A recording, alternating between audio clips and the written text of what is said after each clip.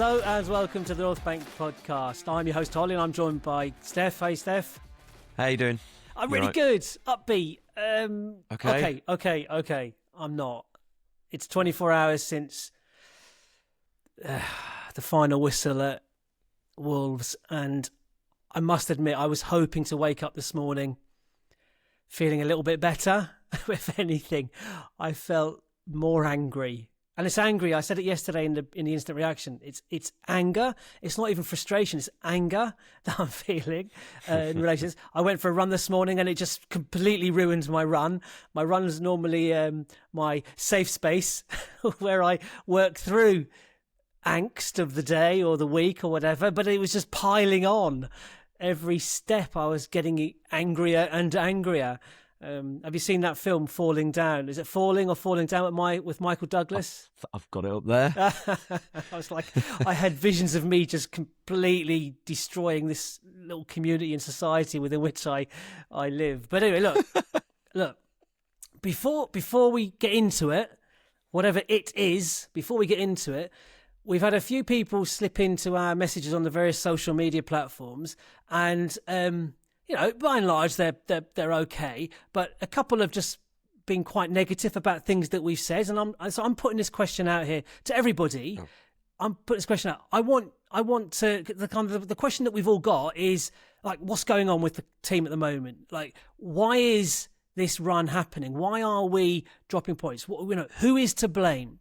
So, rather than message us with criticisms, why don't you message us with solutions or suggestions as to what you think is going wrong? Who is to blame? Arteta, individual players, tactics, systemic, collective, mentality, whatever it is, fine. We'll have a conversation about it, and I will happily revisit all those contributions in our next pod.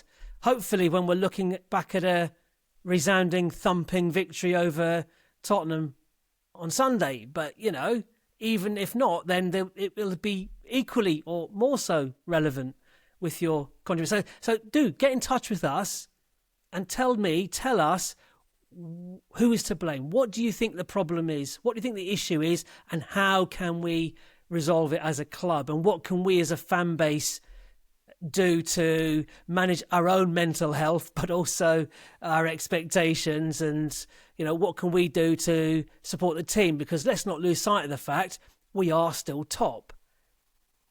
The league title is still within our own hands. I know the trajectory at the moment isn't fantastic, but it is still in our hands. It's not an unsalvageable position in which we find ourselves. I will give you a really positive stat to back that up, or even positive, like a good stat to back that up. He says, scrambling his notes, copious as they are. Just while you're searching for that in your notes, you want people to comment, absolutely right. So if you listen on Spotify and Apple, it's great if you can leave a rating and a review. That helps promote the show. We're not asking for money at the moment. So just a way you can support the podcast is by leaving those rating and reviews. It makes us more visible. It really does help. You can also watch the pod at YouTube. We know lots of people do, but they don't necessarily subscribe. So give us a subscribe on there. That would be great. Once we get to a certain things, it unlocks certain things we can add in there and create a bit more of a chat community as well. Plus we have our Patreon, where you can sign up on Patreon for free and follow the pod. We have chats going on for all the games, and I'm sure it's been quite cathartic for some people. A bit of gallows humour in there at times when we feel at our lowest as well. So there's lots of ways you can get in touch, as well as on the socials.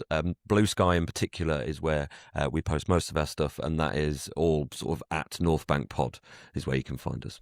And just a nod to a few, there are too many to name, and I did have a few quotes written down, or comments written down rather, from that Patreon members, but there were just too many, and they're all very good. But just a few little name checks to Helen, Brody, George, Ben and TJ, and our resident meme king, Daryl, as well. Thank you. And TJ as well. I saw TJ at Wolves at the away end yesterday. Hello, TJ. And I'm sure TJ will be listening or watching this saying, hello, Chris, because he called me Chris again. Not again. Excellent. So, yeah, hello, TJ. It was great to see you, but it was such a shame we didn't get the win. Okay, so here's my positive stat with which to start the show. Right, here we go. 5 minutes in. We're on a terrible run of form. Yeah, I think that's in agreement, right? However, over the last 8 matches, we have secured exactly the same number of points as Manchester City. Okay? Yep. Okay. It's good. It's a good. It's like, let's not lose our collective minds completely. Let's, zoom out, deep breath, take a snapshot of where we are. It's not doom and gloom necessarily, right? Orbinho, who is this very playful, knows exactly what he's doing, statistician who focuses on Arsenal, an Arsenal fan as well, posted that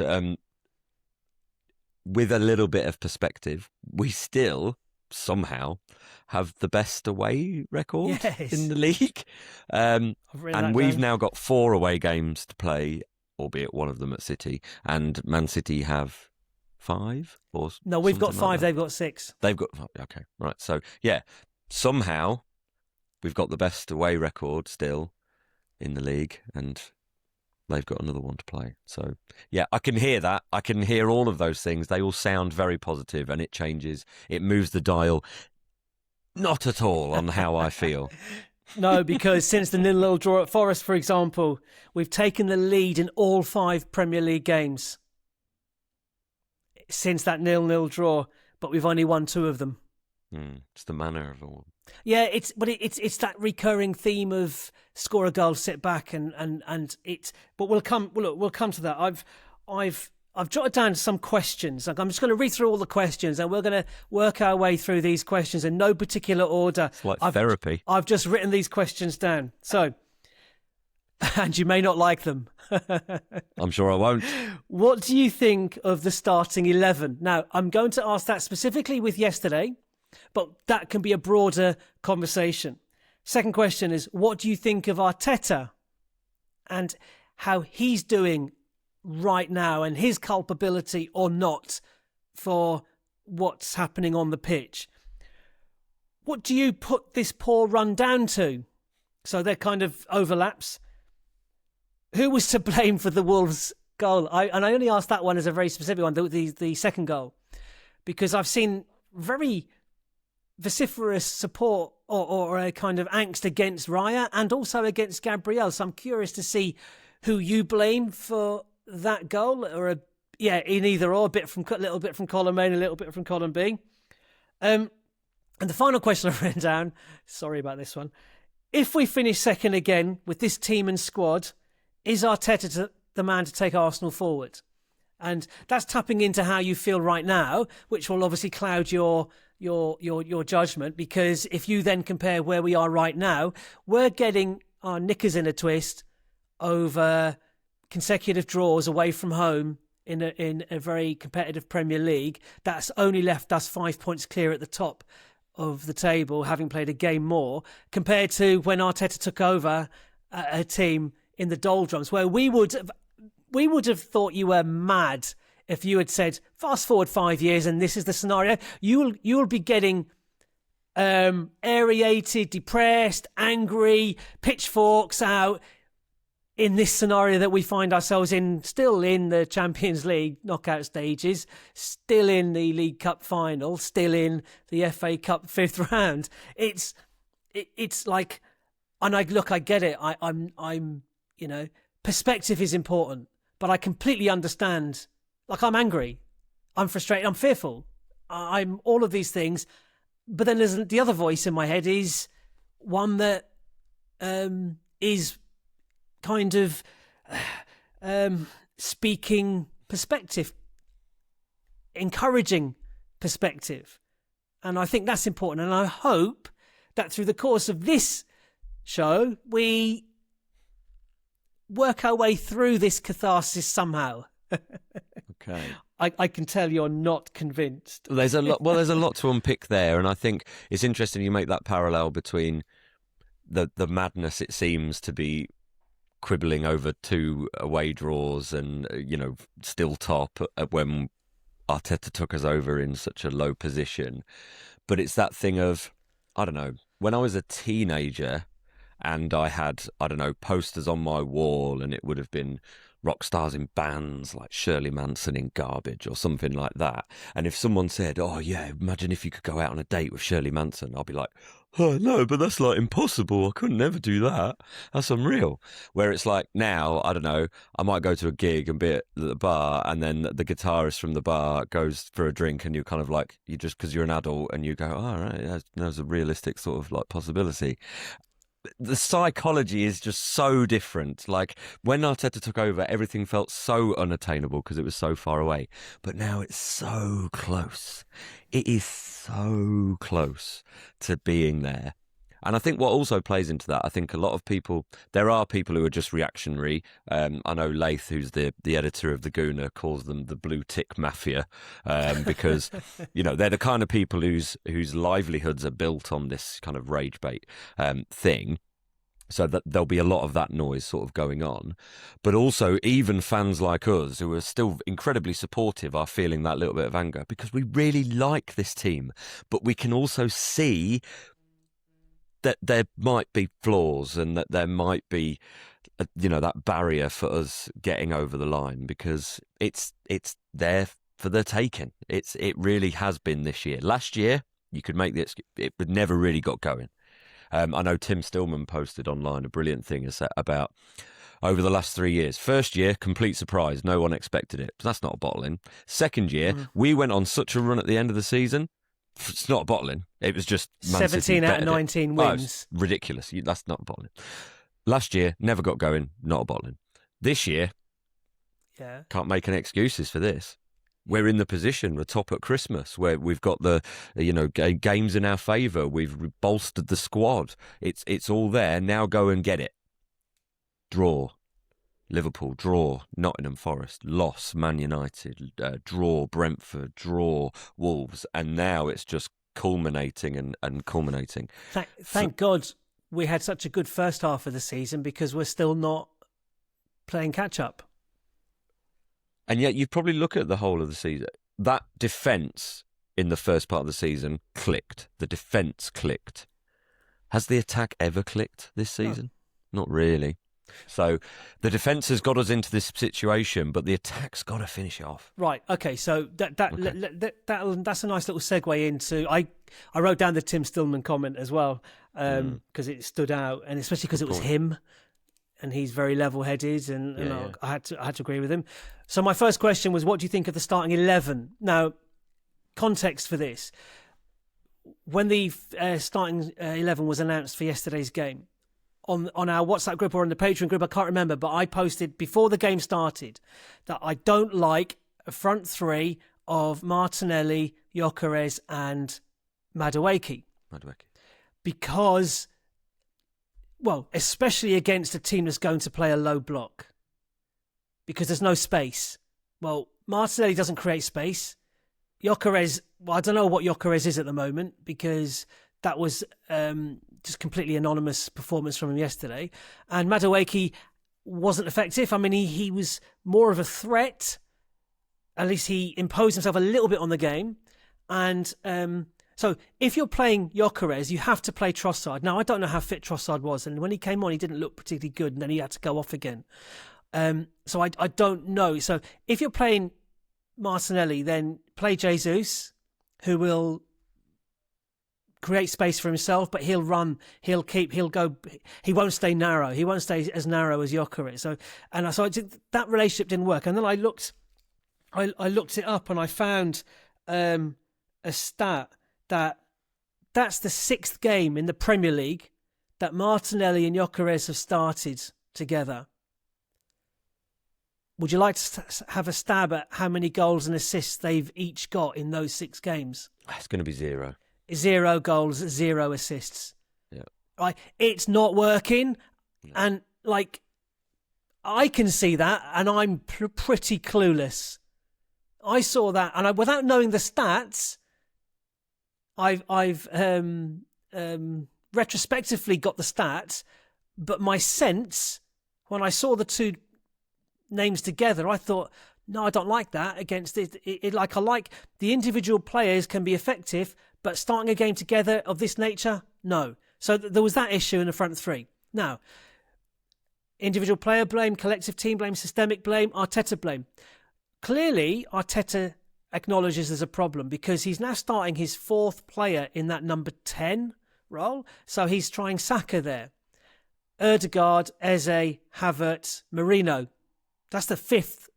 So he's obviously cognizant of some issue with our attack. But to flip that, if 5 players, Havertz may be aside, if 4 players playing in that role can't make it work, is it the players' fault or is it the system's fault? So there's that. After the Wigan game, caveat Wigan, Norgard man of the match performance. Hasn't played, I think, has he played 3 minutes in the Premier League this season? For, a Brentford captain. It's incredibly low, whatever it is. I don't think it's 3, but yeah. But Bournemouth, Brentford captain last season. First, name on the team sheet. I don't think he's had a bad game for us, and he's played at centre back. He might even have played at right back at one point. But and Zubimendi, do we need to play Zubimendi and Rice against a team who've got 8 points all season? Let's not ignore the fact that... do we need to play Zubimendi to the point where he breaks the way we did with Havertz last season? No, absolutely, no. And this is my one gripe on Arteta consistently over the last few years is his squad management. I thought he'd got a lot better this year, but he's still got some myopia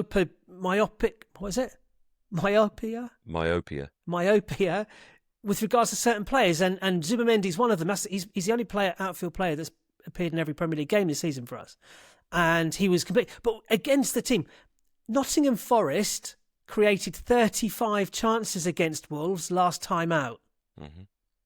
We do not need a double pivot in front of the back two in this game. So play Eze and Saka in front of Rice, or at least Norgard, who was much more progressive than Zubimendi has been in the Wigan game. And then there's Timber at right back.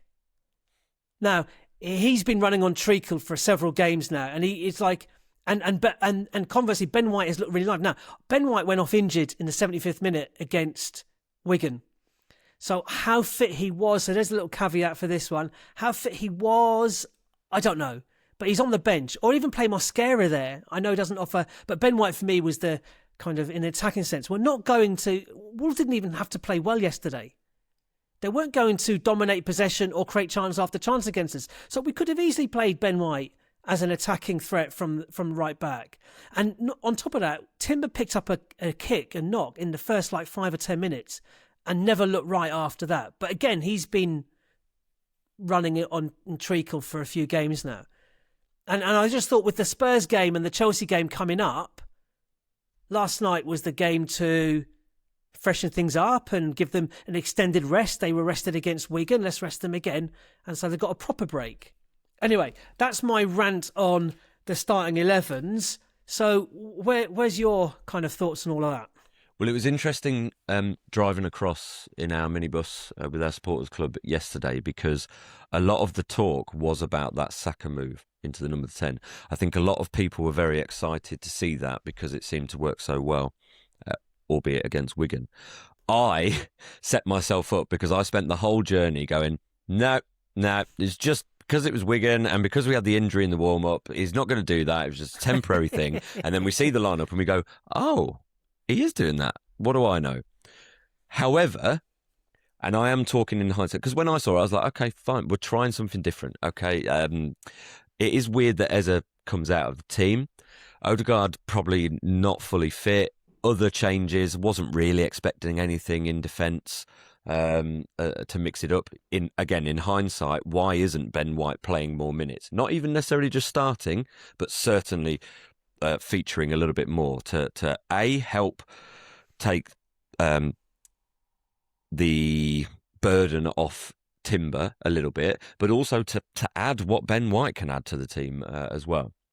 But just going back to sort of Saka's point of view, and you're right, that there will be games where Martinelli, Madueke in behind with their pace would be really good, but ultimately, I don't know, like you say, against Wolves, who were relatively defensive, I don't think they were as quite as deep and as disciplined as, say, Forest were, but they were on their way to that.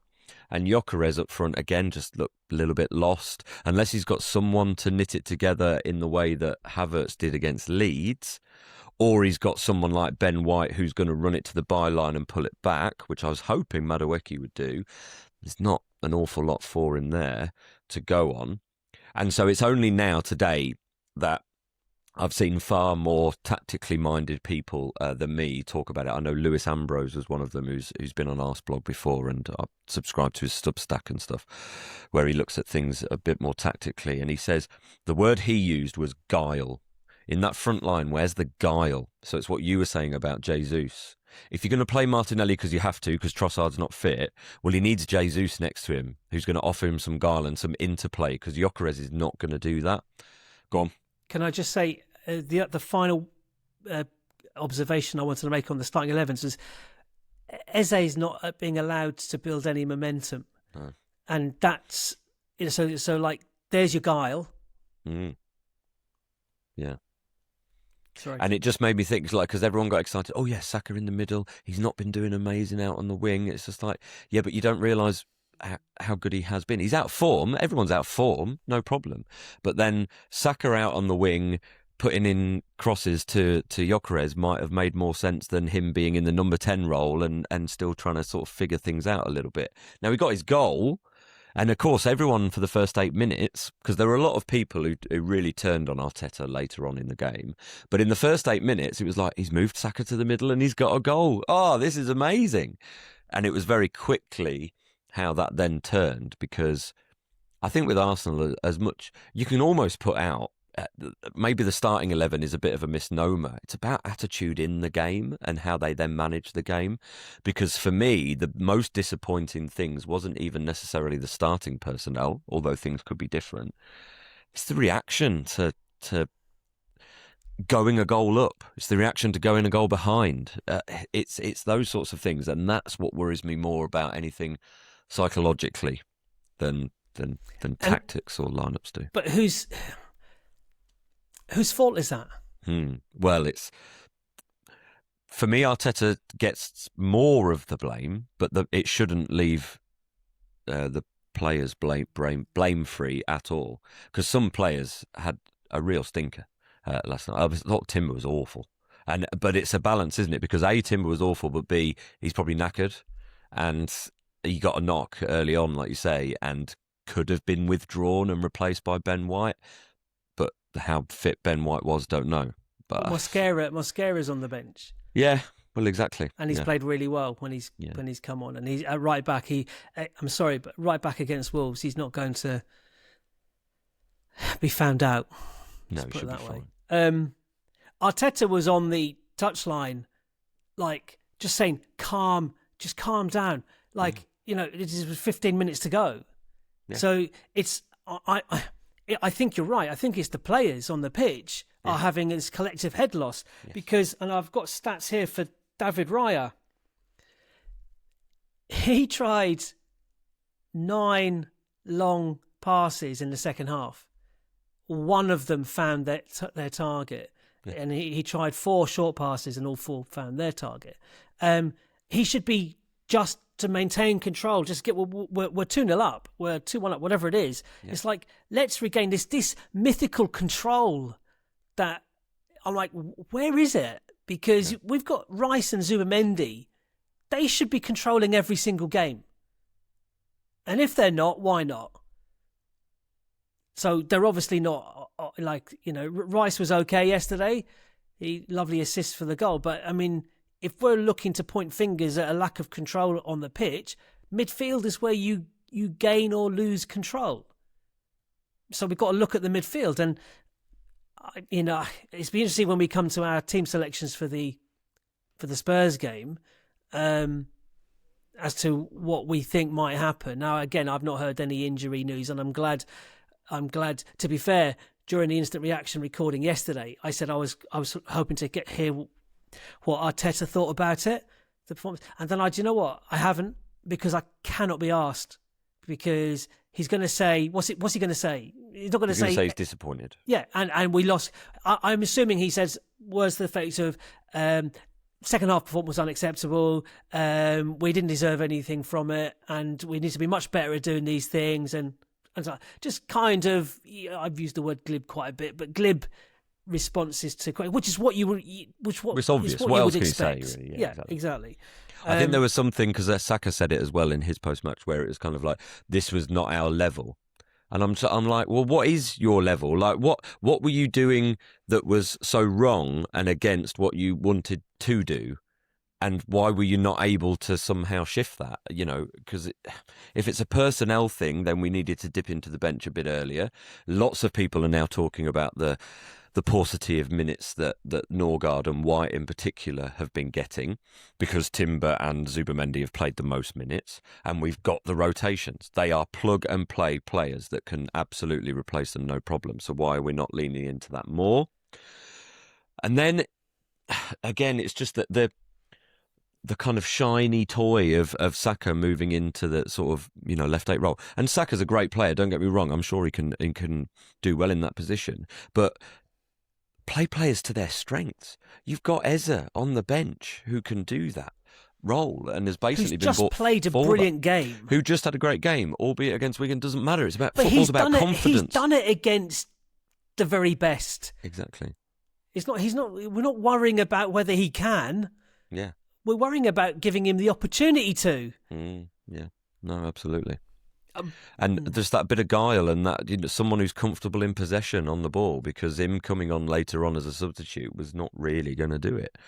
And it was incredibly frustrating. Like you say, there was a collective kind of meltdown in terms of players and what they were doing. Some players were trying to rush the game, like Raya was, kicking out from the back or taking throw-ins. Other players were trying to slow it down. It's like they were all trying to do different things, and the central message had been lost. So Arteta trying to calm them down on the touchline is him recognising that you're losing your heads here a bit. Yeah, now I want to say, because I, at the risk of contradicting myself, calm down and get back some control, but it's not that sterile control that I'm after. I want that urgency in a forward sense, the vertical passes. We went 1-0 up after 4 minutes away to the team who are on 8 points, the worst statistically, on course for becoming the worst team in Premier League history. Now, I'm not, and Wolves deserved their draw. Like, I'm not saying that, but it's like, we should have battered them. Mm-hmm. It should have been a stroll in the park. But is there an arrogance? Is there a complacency that then melted into nerves and tension and fear? I don't know. But we lacked the ruthlessness. The game should have been put to bed. And then we fortuitously went 2-0 up. And I say fortuitously in the second half. We had 49% possession in the second half and had one shot on target, and that was the goal. So against the run of play, we went 2-0 up. What was it, on 60 minutes? Just under 60 minutes, I think, yeah. 58, something like that. Well, that should have been the game. But I said on the Patreon group, that should be it now, but go for the third. Don't just sit back now. And then they scored, they call it a worldie. I mean, it's a standard, I call it the Danny Rose goal years back when he, as an unknown fullback at White Hart Lane. That was a bit more, and the guy that at was Southampton, a bit less routine. Do you remember the guy at Southampton who did it as well? Yeah. We just seem to, and that stat from last night, we've conceded 6 goals from outside the area to an XG of 0.04. Yes. I've seen some people blaming David Raya for not but for me the bigger question mark was, where was anyone closing him down? Why does he have so much space? there in That's the the first one for me. place. I think it was more of a routine shot in the sense that it reminds me of that Saka shot. You know, he tries to cut in on the wing and then take a curling shot from the edge of the box. But like you say, no one's really closing them down. But there is just this weird thing. Like, we can use these stats, and I've seen loads doing the rounds about how we concede quite a lot of goals from what look like very difficult sort of opportunities. There was obviously the 2 goals against sort of Man United, but there's a point at which you just have to say, well, no, hang on, because we're giving up those chances, or we're not quite switched on in some sense in order for them to go in. So yeah, there's a problem there with when we do score and then concede very quickly sort of afterwards. And again, a lot of our issues are boiling down to psychology. We've got a manager who's a new manager, never got a team over the line to win a title. We've got players who have never got over the line to win a title. And so we're at this critical point now, put ourselves in such a good position going up to Christmas. And since the new year, it's all been very meh, basically. Yeah, like two wins in our last 7. They're both against promoted sides. Promoted sides, yeah. Which is not great. And then, as Chris has mentioned so many times, draws are killers. Draws are basically defeats in a title race. They are, because and it's yet, massive. Steph, and yet, it's not terminal. No, it's not. It need not be terminal. But it felt it. No, the trajectory is all bad, for sure. You know, I'm not sitting here comfortable at the top of the league. Ironically, and we'll come to Spurs presently, but ironically, I think our next 2 games, Spurs away and Chelsea at home, I'm much happier that we've got those 2 games next than Brentford away and we've got Burnley at home. or Brighton away, which is coming up, and whoever else we've got away, Palace away or something like that, where we're expected to win. Yes. I said to Chris last night, I said, perversely, Spurs may well be favourites, not in the bookies' eyes, but Spurs may well be favourites in the North London derby because of what happened last night. Yeah. They'll certainly feel it, and I think that will help us. And I think that the way that guy, their new manager, Tudor, I know he does a high press and so on, so that's good because that means there'll be gaps, there'll be space. But anyway, we'll get to that. So what's wrong with the mentality? Why is just because you haven't got over the line? Why is Wolves away presenting such a bloody issue to the mentality of these world-class players? Literally no idea. But it's the yips.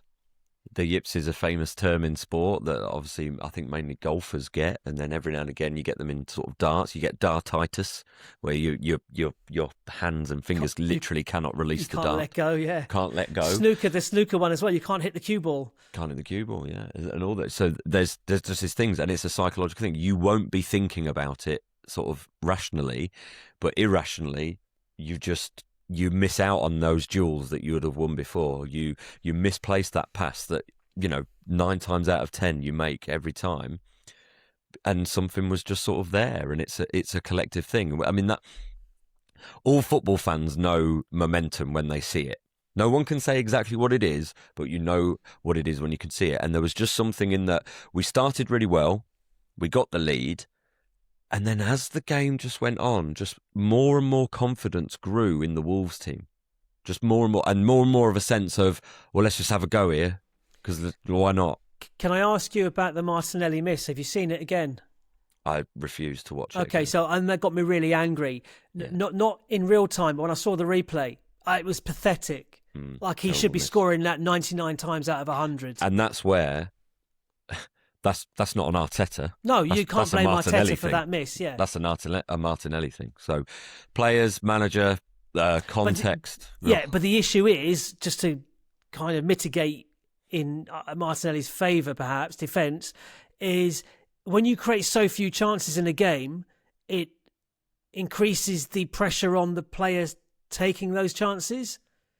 But again, that would have been 2-0 after 20 minutes or whatever it was.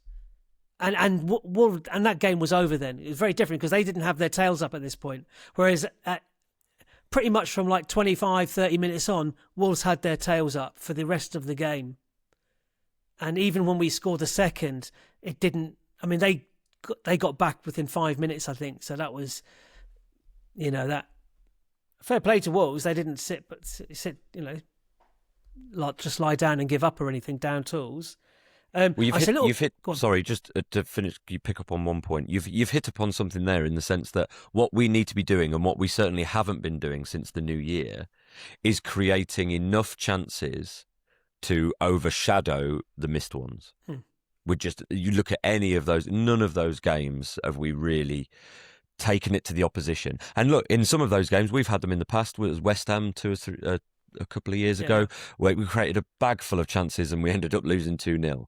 But everyone came away from that. No one came away from that game angry. Everyone came away from that game a bit bewildered, and a bit like, "What? How on earth did that happen?" The injustice stung. The injustice, yeah. Like, we literally created a million chances, because you can forgive that. The players were clearly doing the right things, creating the chances. We just couldn't get it over the line. Whereas, like you say, when you create, what was it, one chance in the second half? One shot on target, which was the goal. One shot on target, which was the goal in the second half, means that Martinelli's chance really shines as being a terrible miss. Gabriel Jesus getting through one-on-one and then wilting like a flower in the rain. I mean, performative was the word that jumped to my mind. If he showed as much fight and determination with the ball at his feet as he did, and that Mosquera bloke at Wolves, he's a pain in the backside. He is a really quite a dirty player. I've seen in the FA Cup game at the weekend, he pushed one of the, is it Grimsby they beat? He pushed a Grimsby player right into the hoardings, like proper. It could have really done some damage. I'm like, don't like him at all. However, like fighting him after the final whistle goes, like, so bloody what? Yeah, exactly. Just get off the pitch. Like, go and salute, applaud the away fans, apologise to the away fans, and then bugger off. Well, on that, very noticeable that no one did. Not one player. That I saw, no. There were a few maybe half-hearted. Normally, it's whole squad, and it's clap. Granted, we haven't lost what we lost 3 games all season, so it's not really been a common occurrence. But it was noticeable how quickly everyone disappeared down that tunnel. I don't blame them going down their tails between their legs. It stung, and they should hang their heads collectively for that performance. That performance was awful. We were within 2 or 3 minutes of getting away with it, but such narrow margins. You always leave yourself open to that kind of thing happening, or a moment of world class piece of play, or a refereeing cock up, or whatever. I think it was Brody in the Patreon account, he listed through the drop points this season, but the one for me that stung was the Stadium of Light, the Sunderland one, where we were poor in the first half. We went in at half time 1-0 down, and then complete yin and yang, Jekyll and Hyde performance. From the first minute of the second half, we must have created so many chances, and then 75 minutes we actually go 2-1 up with the Trossard pile driver, and then just nothing. Right. Let's stop. Rather than just carry on. The next 5 minutes, this team's beaten. Next 5 minutes, get the third, then sit back. You got a 2-goal cushion, fine. Like the Bournemouth game. They got their second goal late on, didn't they? But because we had the 2-goal cushion, which we all said we needed, as it transpired, we did. What was it? I haven't got the stat, but in our away games this season, we've only won by more than 1 goal. Leeds and Burnley. Probably about right, yeah. 2-0 and 4-0. I might be wrong. I sit correct to be corrected on that, but it's a worry. If you're saying, and I agree, I can't disagree. The evidence is there in front of me. If you're saying we've got the yips away to Wolves in February, well, we might as well just stop. It's the hope that kills you. Yep. Just give it up now, because there are far bigger pressured games to come than Wolves away to go 7 points clear at the top of the table and put scoreboard pressure on Man City.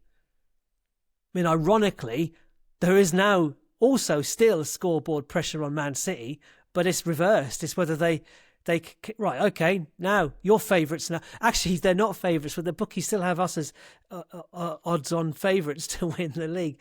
I mean, did I read somewhere that Paddy Power paid out on us? Oh, I don't know. After That'd be mad if so. Yeah. I mean, there has been a bit of that sort of lurch. You mentioned the fact that we've got roughly the same form. What was it, over the last 8 games, something like that? 8 games, same as Man City, 13 same points. As Man City. And then it's one of those things. We've just let a 2-goal lead slip at Wolves. They let a 2-goal lead slip at Spurs. But yeah, I tongue-in-cheek drew that comparison last night. It's yeah, it's sort of there though, isn't it? Because they don't look as flawless as they have done in previous, but we just look so fragile and passive. Yeah, I mean, look, again, the way we're feeling now, someone on the Patreon talked about the pendulum swinging with like regularity from one to the other. And again, Newcastle get any kind of a result at the Etihad on Saturday. We beat Spurs and we're back on again. Okay. Oh no, we are. Right. Some observations that I noted, okay, from various people. There's a guy, and I'm not saying I agree with all of these, but I just thought it was quite interesting to take the temperature of Arsenal fans online a little bit. There's a guy called Paul Antino on X. He said he was having a pop at Saka's celebration when he did the old hand signing contract thing. He said signing celebration after scoring. What's that? Oh, so kind of implying that he's arrived with the goal and so on. This is from a player who's won absolutely nothing. And it's like, no, come on. Get the ball at the back of the net, start up again and celebrate the goal, that's fine. But this is your captain on the night. And he's... So anyway, I'm not saying I agree with that, but it was an observation that this guy made. There's a guy called Haroon Hickman on X as well. Now, I like this one because it taps into long-standing conversations that we have on this on this podcast. So when I read it, you'll understand. At some point, your process gets judged by your outcome. It can all look and sound right, but if it doesn't end right, you don't get any more chances to prove yourself. Enjoying the journey matters, but a journey without a destination is purgatory. And I think, because again, we've talked about journey versus destination, and yep. And I thought that was a good point, and that leads me into the final question that we haven't really addressed yet, which is the final of my 5 questions.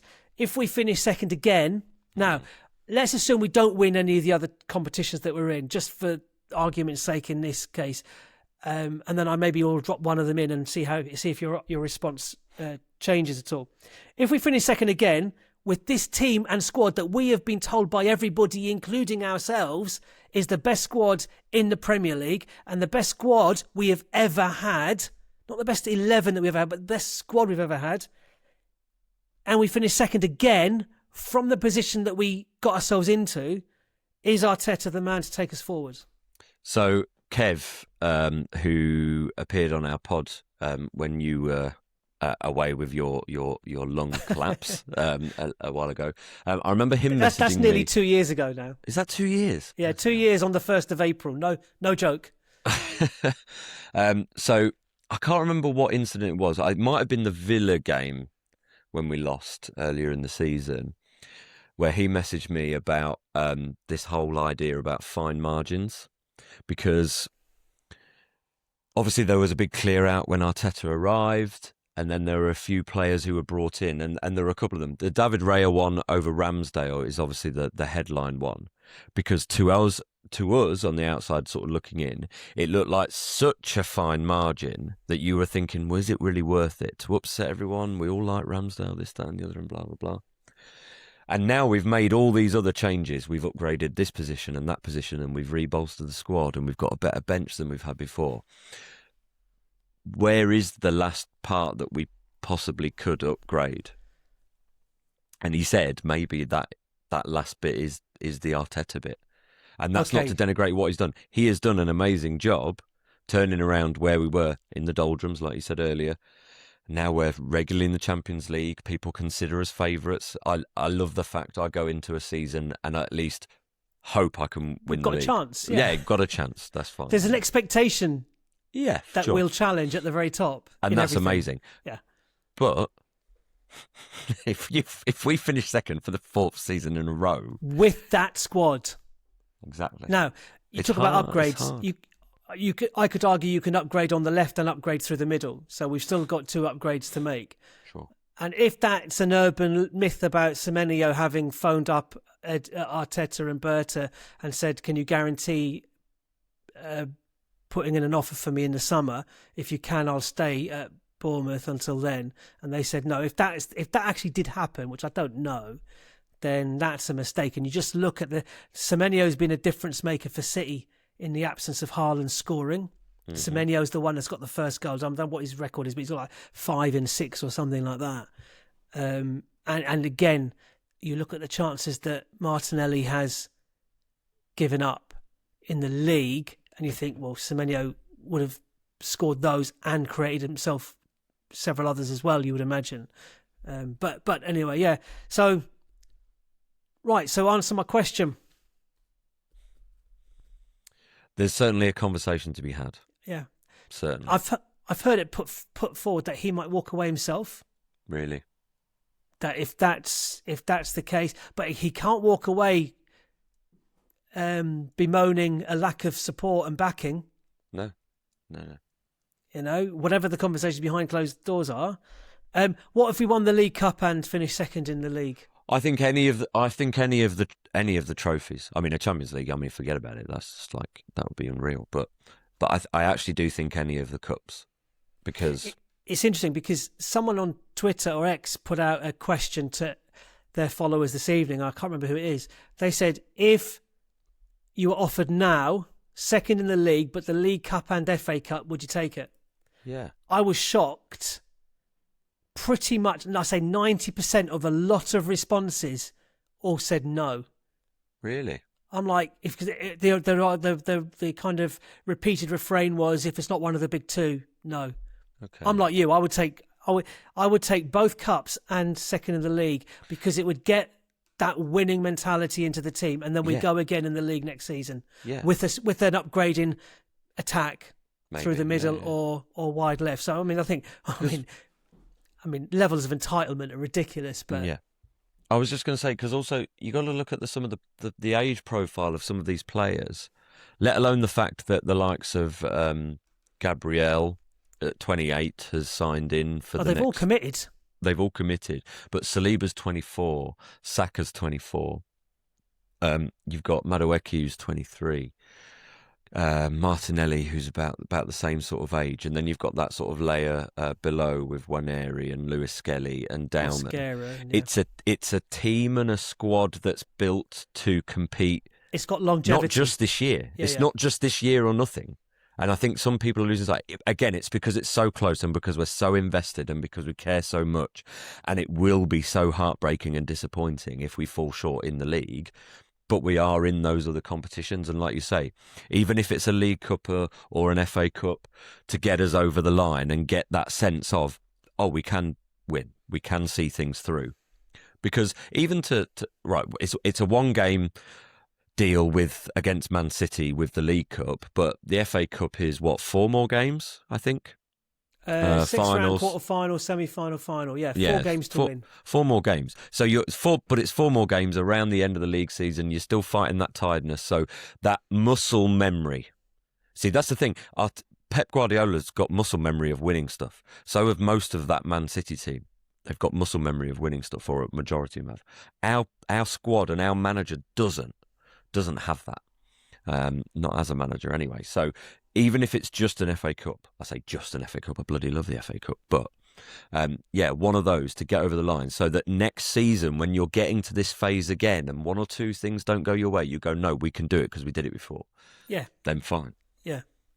No, absolutely. I agree with that. I'm on board with that. I mean, I can't believe the responses to the extent that I thought I still have to bring this up, because it just baffles me that I get the desire for Premier League or Champions League. Well, Premier League. We call them the big two, don't we? So yeah, it's fine.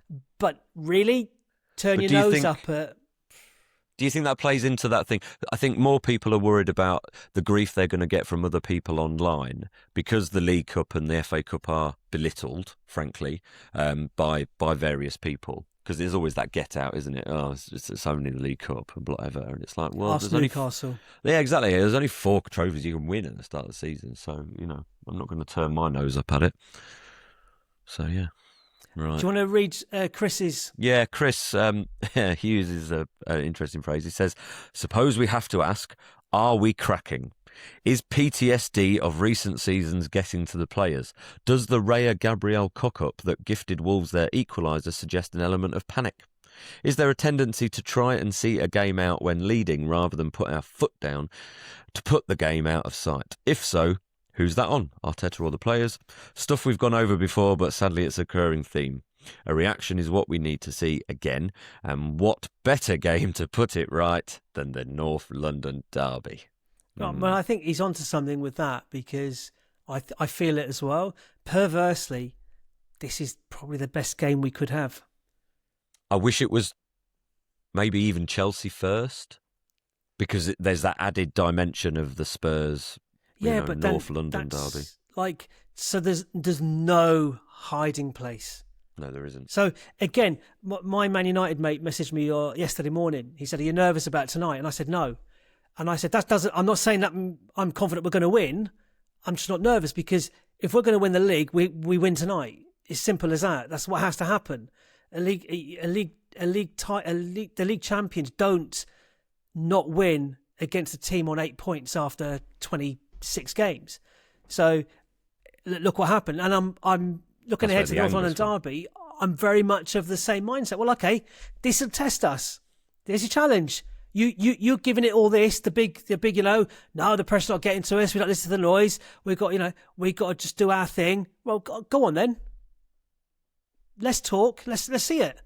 So that's how I feel now. I mean, kick-off on 4:30 on Sunday, I might feel completely different. I'm a bag of jelly or bag of nerves or whatever. But right now, I'm thinking, well, bring it. Come on then. If I was a player, that's how I would feel. I know. I nearly made it to a semi-professional level, nearly. But what was a fact in my footballing youth was the more people watching, the better I got. And I thought, come on then. I want to demonstrate how good I am. And I've got the confidence to back that up and the skill then to half back that up. But if I was these guys are the 1% of the one, they're the very top, these guys at Arsenal. And we know they are mentality monsters. You do not get to this level without being strong, having, really a huge amount of mental resilience. You just don't get to this level without that. Driven and determined. That's now making me more frustrated about Wolves because it's those games that we should, in inverted commas, be taken care of. That we're sort of not. If we can only get it up for the big games. Not like Leeds away, 4-0. I mean, that was a much more difficult fixture than Wolves away in the current context. So I'm very much of the view. Just on the Spurs game, let me just list these players to you. Odegaard, Maddison, Kulusevski, Bentancur, Kudus, Davies, Bergvall, Romero, the doggy, all out. That's 9 first 11 players. Maybe Odegaard, through injury, might not make the first 11, but that's 9. With Richarlison and Porro probably back, but on the bench, maybe at a push because they've been out for a while. Come on. Don't cry me a river for injuries that we've got. That is a really debilitating. I mean, I'd be slightly concerned about all of those players playing against, any one of those players rather playing against Spurs. They've all got threat. Maddison, Kulusevski, Kudus, Bergvall's good. Romero Romero could have a brain fart and get himself sent off for sure. But he could also score, put in a blinding defensive performance. None of them are playing. So I'm feeling, I can't say confident because of what's happened, but I'm not like emotionally on edge. I'm thinking I'm more philosophical, I guess. And it's like, well, okay, if we're going to win the league, well, then we will win. We'll have to go out and beat Spurs at White Hart Lane. If we'd beaten Wolves and then got a draw at White Hart Lane, then okay, you might say, okay, well, look, we're fine. We've got a really difficult away game out of the way. But let's do. But now we drew at Wolves. We have to do it in reverse. We have to now go out and beat Spurs. Simple as that. And then beat Chelsea a week later. We've got a week off between Spurs and Chelsea. No, we don't.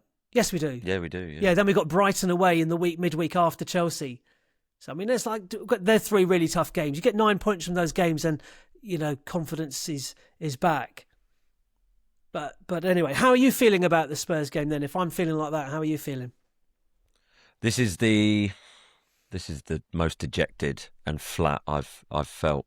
I've said before that every now and again in a season I feel like there's a moment where I think, oh, yeah, that doesn't feel right. And Wolves, that equaliser certainly gave me that vibe. The Fulham moment for me from 2 years back. Yeah, exactly. Oh God, I remember who's the French forward who scored for Atletico against us, 1-1. That was a sucker punch in, I think, 2018 or something like that. And I just thought for the rest of the season was kind of done for me then. I am sadly getting those vibes because it was just so crushing to watch it go in and see the players kind of head in hands and panic. If we'd won the game against Wolves last night, so I hadn't conceded that goal, would you feel any different? I'd have felt more relief, certainly, at just being able to get away with the 3 points. But the way the game panned out, I should say, no, because it wasn't an nothing changed. Nothing's different. It wasn't an encouraging goal. performance. Yeah, exactly. So no, probably not. So I'm nervous because I don't quite know what to expect. I'm hoping for a reaction. I'm hoping for a change in form, but I feel like I've been hoping for that for 2 months now. Yeah, so. Man, you're not. Yeah, well, since the new turn of the year, really, we beat Villa at home 4-1 end of December, and 8 games in the league this year, we've won 3 of them. But that stat, when I read it, that since the 0-0 draw at Forest, we've been ahead in 5 Premier League, all 5 Premier League games we've played, and we haven't won. We've only won 2 of them. That's mentality, right? In terms of, well, it's also, well, you could say that, but it could be the way the team's set up. Take the lead and then sit back. Yeah. So it could be mentality, and I'm sure there is an element of that, but it also systemic as well, tactical.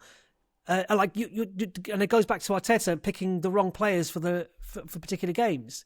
If I can see it, and then I look it up and the stats back it up, Martinelli and Gyökeres, 6 starts in the Premier League this season, 0 goals, 0 assists. I mean, WTF? How does that even make sense? Why are you playing them together? What are you looking for? What's the definition of stupidity, or is it insanity? What is insanity. It? Doing the same thing again and again, expecting different outcome. Different results. Yeah. I had a very good point I was going to make, but I've completely talked myself out of it. Has Chris said anything about the Spurs game?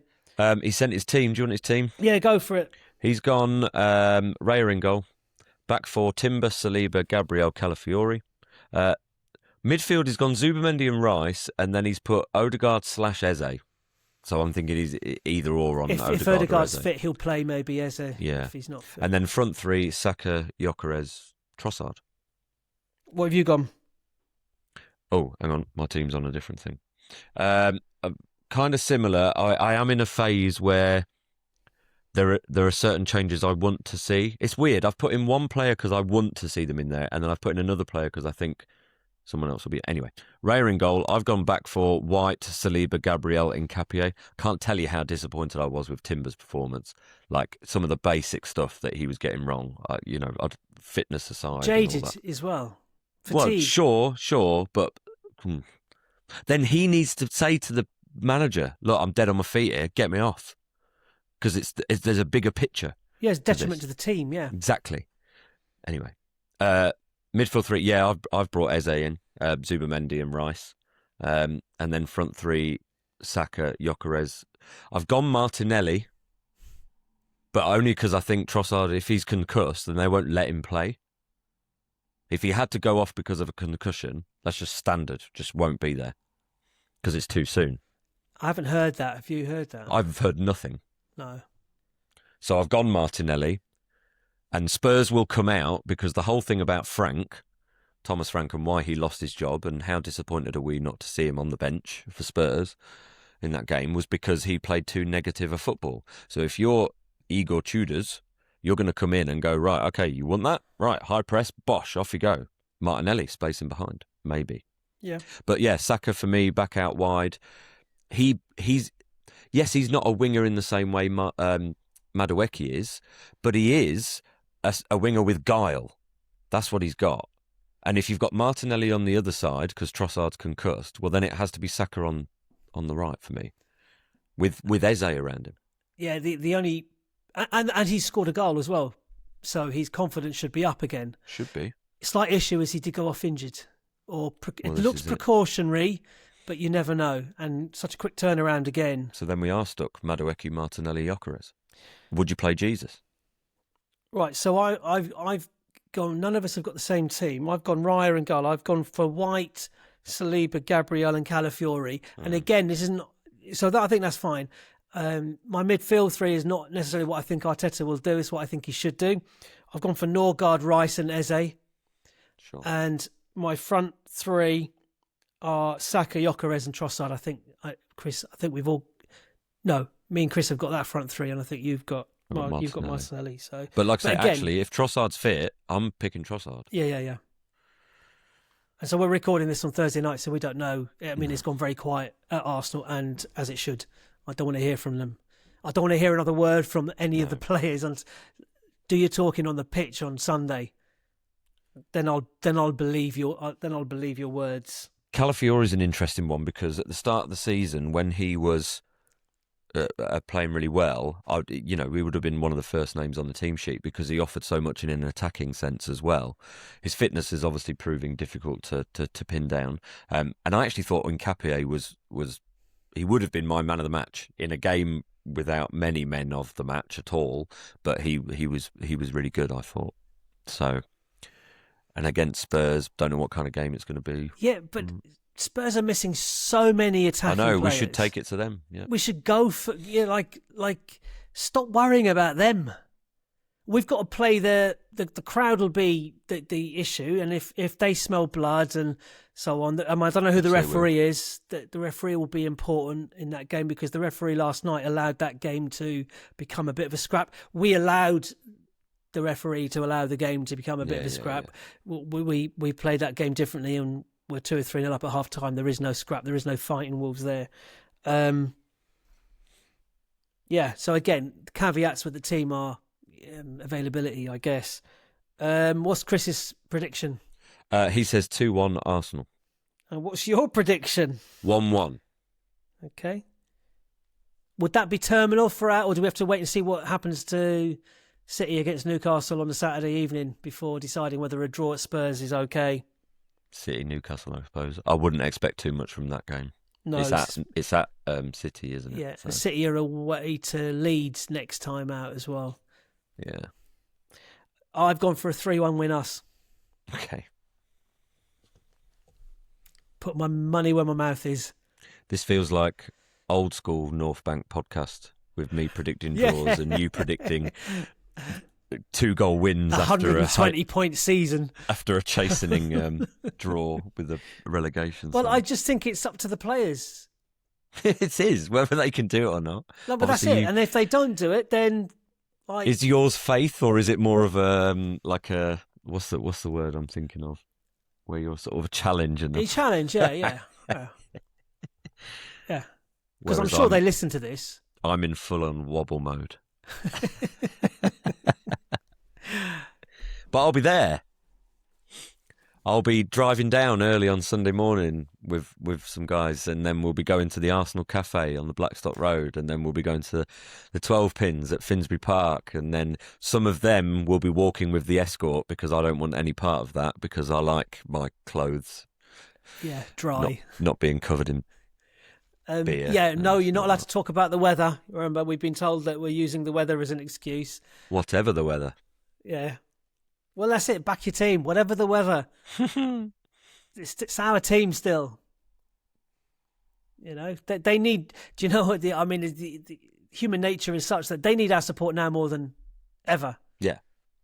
But who supports us? Yeah. Okay. Anything else to say? No. Just come on, you Gunners. Come on, you Gunners. That's it, isn't it? Right. Anyway, look. I feel so much better now. Do you? Of course. Oh, right, okay. Listen. We've bookended the show with positivity. Yeah, well, no, look, it may be a self-preservation perhaps, but it's like, I'm tempted to borrow a phrase from the Patreon group and from the film Fever Pitch. It's only a game. Do not say that. That is the worst thing you can say. That's what he says, isn't it? 20 years. You've wanted something for 20 years. Yeah. You might have wanted an Oscar. Right. Okay. Cheers for the chat. Cheers for listening. Cheers for watching. Have a great few days away from football, but get back involved at 4:30 on Sunday, and we'll be back for a little instant reaction after the game. All things being equal. Apart from us winning, not drawing. Don't want to draw. I want to win. All right. Cheerio. Bye. Yeah. The North Bank, an Arsenal podcast. Subscribe, rate and review on your app and find us on your socials at North Bank Pod. Email hello@thenorthbankafc.com and check out our website, thenorthbankafc.com. Produced by the Podcast Company.